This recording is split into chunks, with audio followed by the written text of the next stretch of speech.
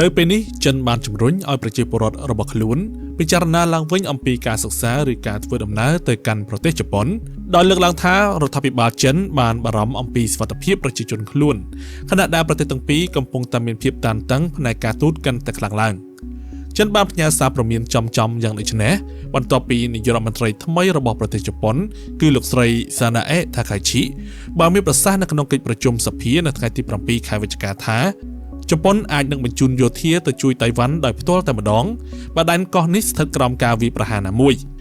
ប្រសាសន៍របស់នាយករដ្ឋមន្ត្រីជប៉ុនរូបនេះត្រូវបានរដ្ឋាភិបាលទីក្រុងប៉េកាំងប្រកាសថ្កោលទោសយ៉ាងខ្លាំង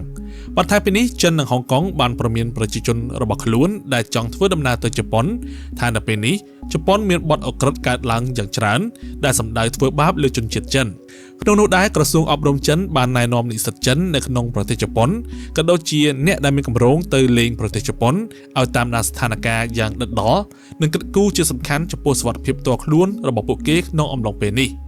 សូមរំលឹកថាគិតត្រឹមខែសុភាឆ្នាំ 2024 នេះនិស្សិតចិនជាង 123,000 នាក់កំពុងសិក្សានៅប្រទេសជប៉ុន